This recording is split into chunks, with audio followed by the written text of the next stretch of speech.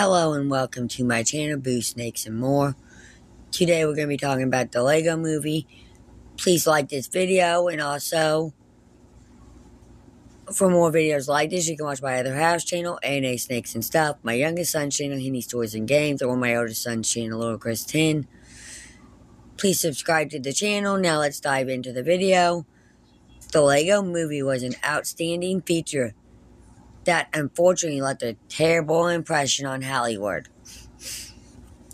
The success of the Lego Movie inspired a slew of movies with pop culture cameos and crossovers, but they lacked the same charm and creativity. Hollywood's misunderstanding of the Lego Movie's success led to lackluster spin-offs and knockoffs that failed to capture the original spontaneity. The cultural legacy of the Lego Movie is disappointing as Hollywood resorts to rebooting the franchise instead of creating something new, ignoring the film's call for originality. When the Lego Movie first hit theaters, it truly felt like a barrier had been shattered. A movie that seemed like it would be nothing more than a commercial for toys was instead a visually inventive ode to the joys of imagination. The Lego Movie was bustling with wit and charm, perfectly executed by writer/director Philip Lloyd and Chris Miller, and an army of further writers and animators. It's incredible to realize that it's been a decade since the Lego Movie redefined the game for American comedies and set a new bar of quality for mainstream movies based on pre-existing properties. Unfortunately, the decade since the Lego Movie premiered hasn't seen a better Hollywood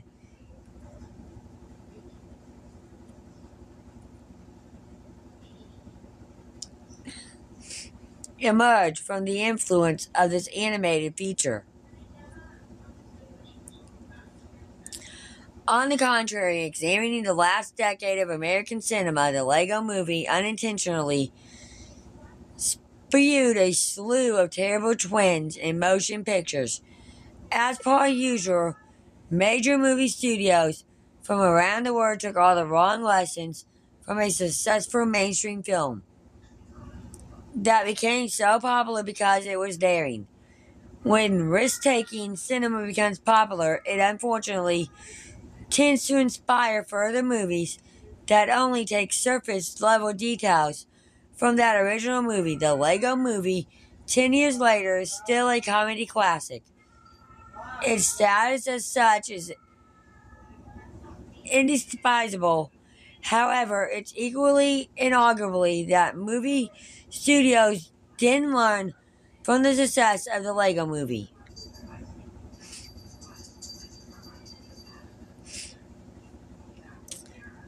The Lego Movie, an ordinary Lego construction worker, thought to be the prophesized as special, is recruited to join a quest to stop an evil truant from gluing the Lego universe into eternal stasis.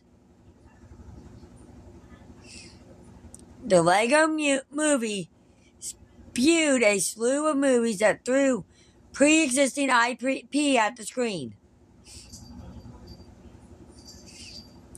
Throughout the Lego Movie, there were cameos from various pop culture figures who've been rendered in Lego form, save for Lego Batman.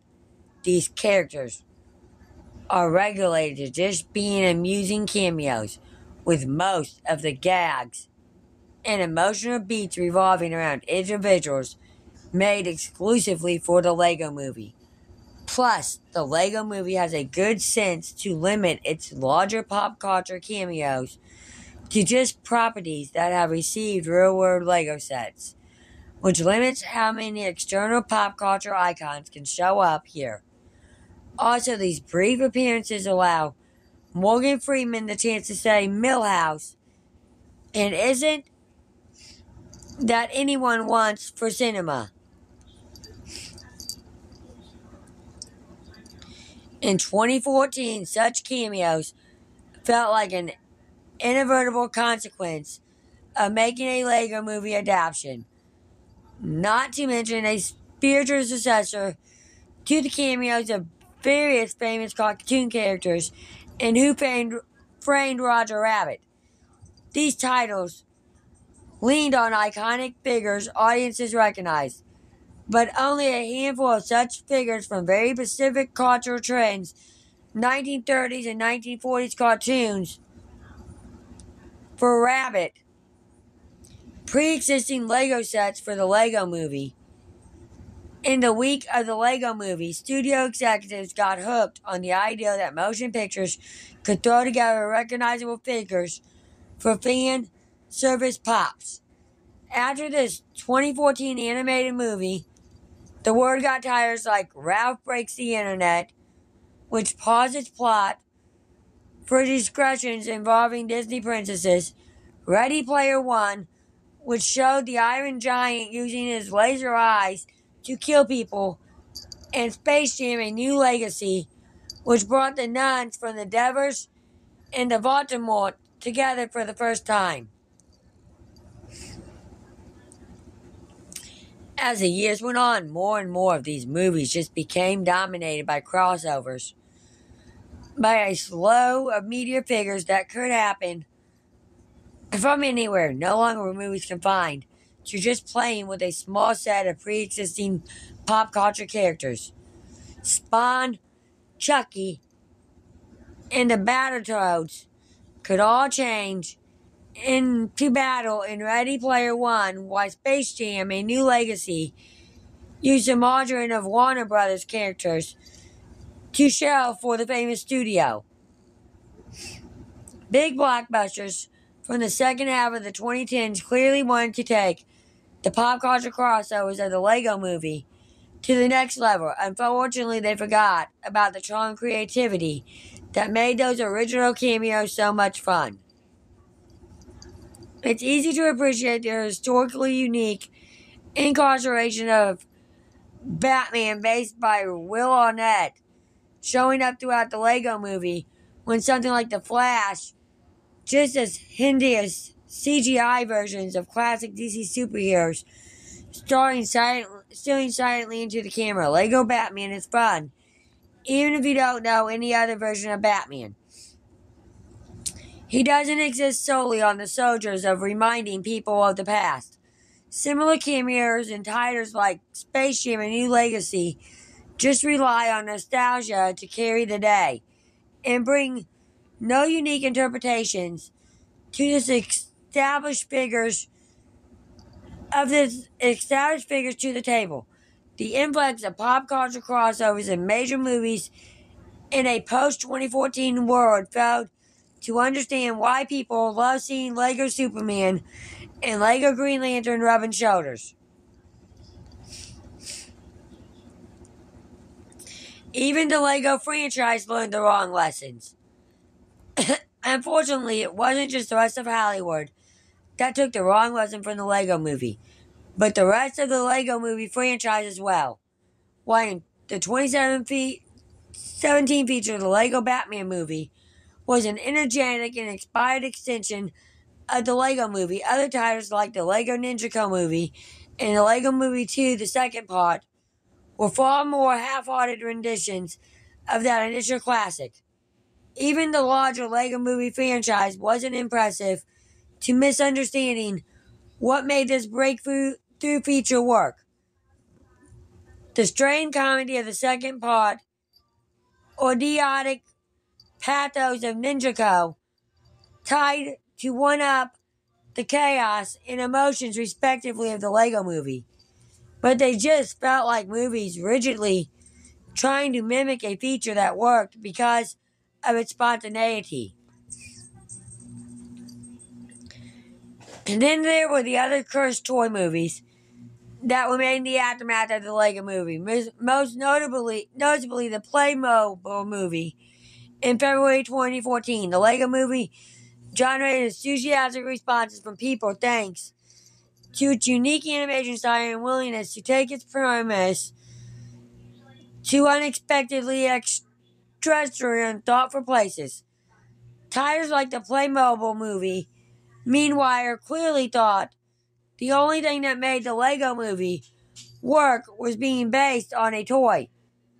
This clinical rendering of the Lego movie's success totally misread why people had latched onto the 2014 feature.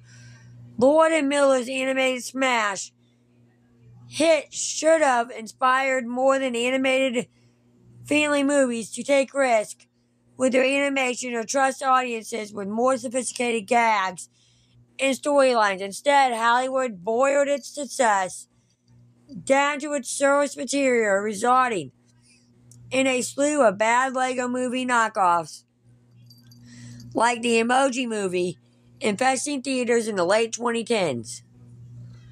The Lego Movie deserved a better cultural legacy. In a January 2023 news piece about Netflix dumping the live-action Masters of the Universe movie, Vanity revealed that the directors Adam and Aaron Nee, who were signed on to direct Universe, were set to have a live-action / animated reboot of the Lego Movie franchise for Universal. It was a revelation that once again suggested how much Hollywood had missed the part of the Lego Movie's success, with Universal and Lego now posed to make untold movies together. The continuity and existence of the original Warner Bros. Lego Movie will be inadvertently left behind in the dust. There will be no risk involved for those making this Lego reboot. It's already been proven that this property can work on the big screen. The Lego Movie paved the road for unique animated family movies, and Hollywood is eager to build on its efforts by merely rebooting the entire franchise. The Lego Movie brand, instead of creating some other existing new piece of filmmaking, is a microcosm of how Hollywood learned all the wrong lessons from this 2014 comedy success. Granted, the American film industry has often latched on to terrible takeaways regarding why certain movies become big hits. However, the Lego Movie had the misfortune of arriving into theaters just as Hollywood became obsessed with IP, reboots, and endless cinematic universes as the entire feature of cinema. The Lego Movie ended with a plea from its protagonist for people to make something new out of the world and art they've inherited.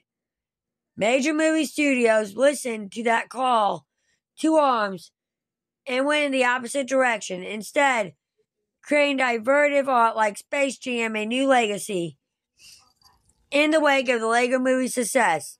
Years later, it's even easier to appreciate the wit of the Lego Movie and its balance between the new and familiar in the wake of its worst knockoffs.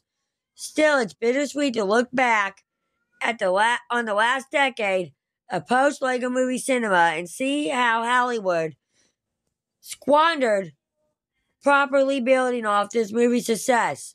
In hindsight, the Lego Movie technically equipifies how a motion picture can be incredibly popular, yet how its artistic virtues deeply misconstructed by the American film industry.